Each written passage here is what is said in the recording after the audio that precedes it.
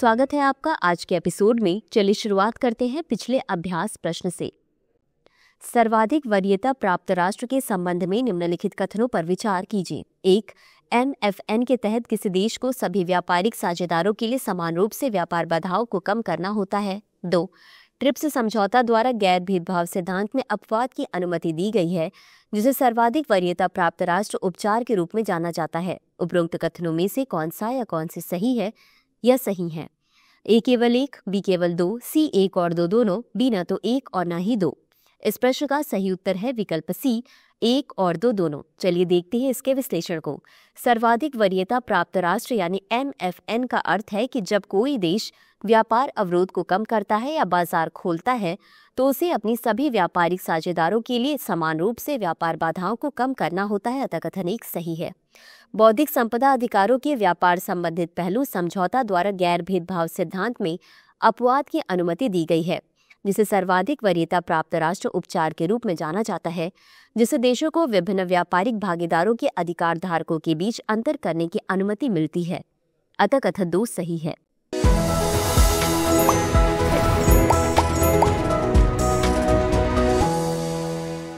तो चलिए शुरुआत करते हैं आज के एपिसोड की पहले प्रश्न से।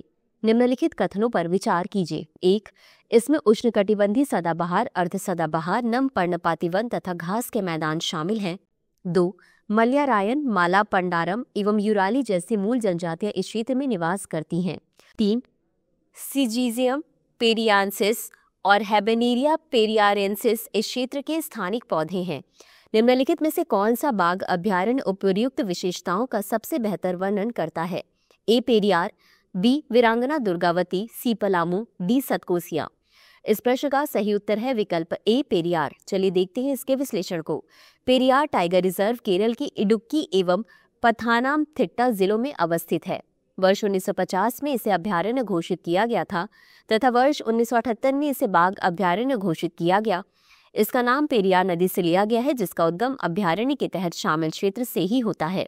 इस अभ्यारण्य में उष्णकटिबंधीय सदाबहार, अर्ध सदाबहार, नम पर्णपाती वन तथा घास के मैदान शामिल हैं।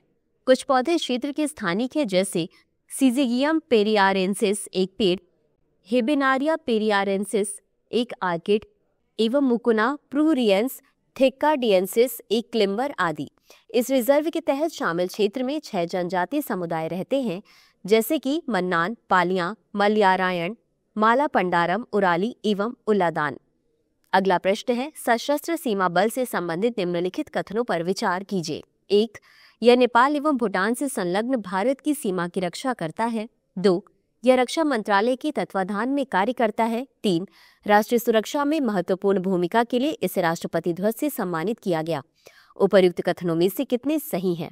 A केवल 1, B केवल 2, C सभी 3, D इनमें से कोई नहीं।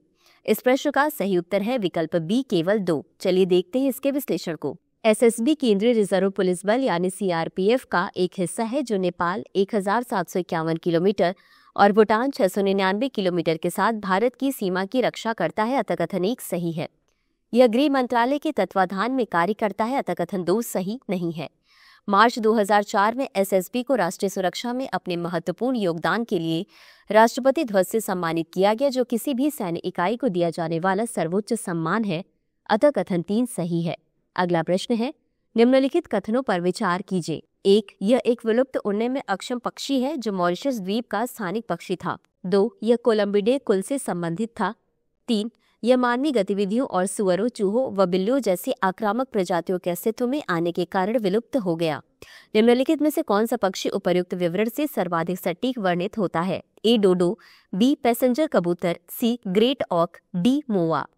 इस प्रश्न का सही उत्तर है विकल्प A. डोडो। चलिए देखते हैं इसके विश्लेषण को। डोडो एक विलुप्त 1681 से उड़ने में अक्षम पक्षी है, जो मॉरिशस द्वीप का स्थानिक पक्षी था, जो हिंद महासागर में मेडागास्कर के पूर्व में अवस्थित है।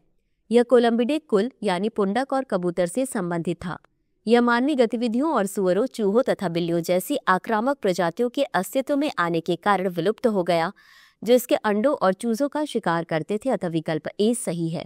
अगला प्रश्न है, निम्नलिखित कथनों पर विचार कीजिए। 1. उत्तर प्रदेश में संस्कृति उत्सव का आयोजन 2 जनवरी से 26 जनवरी 2025 तक किया जाएगा। 2. इस महोत्सव का उद्देश्य कला और संगीत से जुड़ी उभरती प्रतिभाओं को तलाशना और उन्हें उचित मंच प्रदान करना है। उपरोक्त कथनों में से कौन सा या कौन से सही है या सही है? ए केवल एक, बी केवल दो, सी एक और दो दोनों, डी ना तो एक और ना ही दो। इस प्रश्न का सही उत्तर है विकल्प सी, एक और दो दोनों। चलिए देखते हैं इसके विश्लेषण को। हालिया खबरों के अनुसार उत्तर प्रदेश सरकार राज्य के स्थापना दिवस के अवसर पर संस्कृति उत्सव का आयोजन करेगी। इस उत्सव का आयोजन 2 जनवरी से 26 जनवरी 2025 के बीच किया जाएगा। अतः कथन एक सही है। इस महोत्सव का उद्देश्य कला और संगीत से जुड़ी उभरती प्रतिभाओं को तलाशना और उन्हें उचित मंच प्रदान करना है। अतः कथन 2 सही है। अगला प्रश्न है, इसरो के 100वें लॉन्च मिशन के संदर्भ में निम्नलिखित कथन पर विचार कीजिए। 1.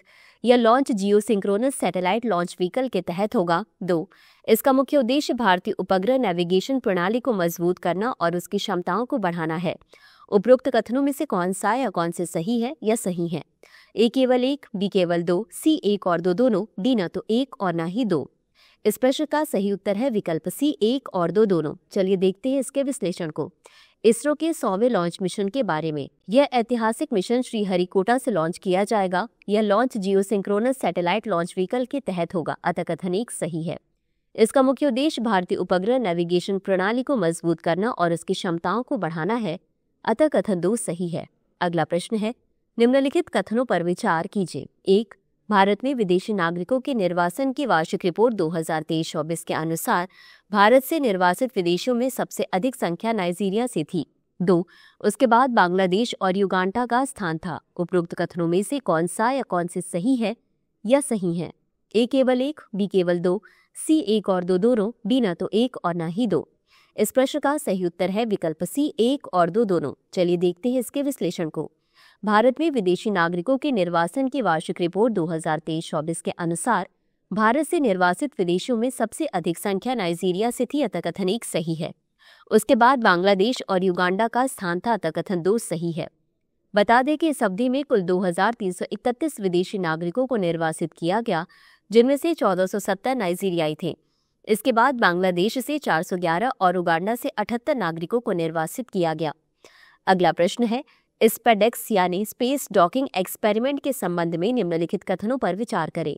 1. यह अंतरिक्ष डॉकिंग प्रौद्योगिकी को प्रदर्शित करने के लिए इसरो द्वारा विकसित एक प्रौद्योगिकी प्रदर्शन मिशन है। 2. इसका उद्देश्य विद्युत ऊर्जा प्रवाह और उन्नत अंतरिक्ष यान नियंत्रण तंत्र जैसी प्रौद्योगिकियों का परीक्षण करना है। उपरोक्त कथनों में से कौन सा या कौन से सही है या सही है? ए केवल एक, बी केवल दो, सी एक और दो दोनों, डी ना तो एक और ना ही दो। इस प्रश्न का सही उत्तर है विकल्प सी, एक और दो दोनों। चलिए देखते हैं इसके विश्लेषण को। स्पेडेक्स यानी स्पेस डॉकिंग एक्सपेरिमेंट एक प्रौद्योगिकी प्रदर्शन मिशन है, जिसे इसरो द्वारा अंतरिक्ष में डॉकिंग प्रौद्योगिकी का प्रदर्शन करने के लिए विकसित किया गया है। अतः कथन एक सही है। इस मिशन का उद्देश्य 2 छोटे अंतरिक्ष यान को एक दूसरे से मिलाने, डॉक करने और अनडॉक करने की क्षमता का प्रदर्शन करना है, जो भारत की अंतरिक्ष क्षमताओं में एक महत्वपूर्ण प्रगति को दर्शाता है। इसके द्वितीयक उद्देश्यों में विद्युत ऊर्जा प्रवाह परीक्षण एवं अंतरिक्ष यान नियंत्रण का प्रदर्शन शामिल है। अतः कथन 2 सही है। अगला प्रश्न है, ई रक्त कोष के संबंध में निम्नलिखित कथनों पर विचार कीजिए। 1. यह भारत सरकार का एक वेब पोर्टल है जो रक्त बैंकों के डेटा प्रबंधन और एकीकरण के लिए इंटरफेस प्रदान करता है। 2. यह औषधि एवं प्रसाधन सामग्री अधिनियम 1940 को लागू करता है, जिससे उचित संग्रह एवं दान, प्रभावी प्रबंधन तथा दान किए गए रक्त की गुणवत्ता और मात्रा की निगरानी सुनिश्चित होती है। उपरोक्त कथनों में से कौन सा या कौन से सही है या सही है? ए केवल एक, बी केवल दो, सी एक और दो दोनों, डी ना तो एक और ना ही दो। इस प्रश्न का सही उत्तर है विकल्प सी, एक और दो दोनों। चलिए देखते हैं इसके विश्लेषण को। ई रक्त कोष यह भारत सरकार का एक वेब पोर्टल है जो रक्त बैंकों के डेटा प्रबंधन और एकीकरण के लिए इंटरफेस प्रदान करता है। अतः कथन एक सही है। ई रक्त कोष औषधि एवं प्रसाधन सामग्री अधिनियम 1940 राष्ट्रीय रक्त नीति मानकों और दिशा निर्देशों को लागू करता है, जिससे उचित संग्रह और दान, प्रभावी प्रबंधन और दान किए गए रक्त की गुणवत्ता और मात्रा की निगरानी सुनिश्चित होती है। अतः कथन 2 सही है। अगला प्रश्न है, जलवायु अनुकूल कृषि के संबंध में निम्नलिखित कथनों पर विचार कीजिए। 1. पशुधन प्रबंधन पद्धतियां जैसे स्टॉल फीडिंग और मिश्रित फसल पशुधन प्रणालियों की उत्पादकता तथा लचीलेपन में सुधार ला सकती हैं। 2. कृषि वानिकी में फसलों के साथ साथ पौधों की खेती भी शामिल है, जिससे मृदा स्वास्थ्य में सुधार, मृदा अपरदन में कमी तथा जैव विविधता को बढ़ाने में मदद मिल सकती है। उपरोक्त कथनों में से कौन सा या कौन से सही है या सही है? ए केवल 1, बी केवल 2, सी 1 और 2 दोनों, डी ना तो 1 और ना ही 2। इस प्रश्न का सही उत्तर है विकल्प सी 1 और 2 दोनों। चलिए देखते हैं इसके विश्लेषण को।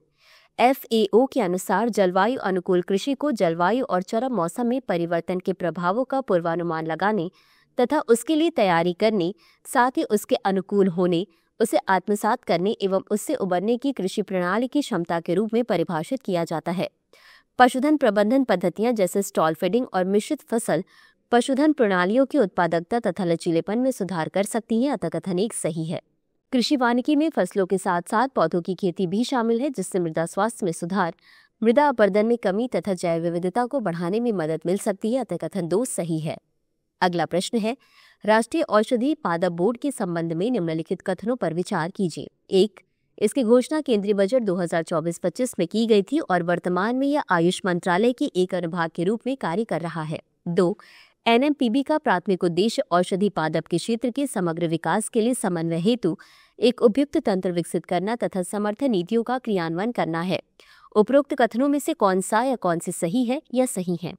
ए केवल 1, बी केवल 2, सी 1 और 2 दोनों, डी ना तो 1 और न ही 2। इस प्रश्न का सही उत्तर है विकल्प बी केवल 2। चलिए देखते हैं इसके विश्लेषण को। राष्ट्रीय औषधि पादप बोर्ड औषधि पादप के क्षेत्र को बढ़ावा देने के लिए भारत सरकार ने 24 नवंबर 2000 को राष्ट्रीय औषधि पादप बोर्ड की स्थापना की। वर्तमान में बोर्ड आयुष मंत्रालय भारत सरकार के एक अनुभाग के रूप में कार्य कर रहा है, अतः कथन 1 सही नहीं है। NMPB का प्राथमिक कार्य भारत में विभिन्न मंत्रालयों, विभागों, संगठनों के बीच समन्वय के लिए एक उपयुक्त तंत्र विकसित करना और केंद्रीय, राज्य और अंतर्राष्ट्रीय स्तर पर औषधि पौधों के क्षेत्र के समग्र संरक्षण, खेती, व्यापार और निर्यात विकास के लिए समर्थन नीतियों या कार्यक्रमों को लागू करना है, अतः कथन 2 सही है। अंत में देखते हैं आज के अभ्यास प्रश्न को। जीरो बजट नेचुरल फार्मिंग के संबंध में निम्नलिखित कथनों पर विचार कीजिए। 1.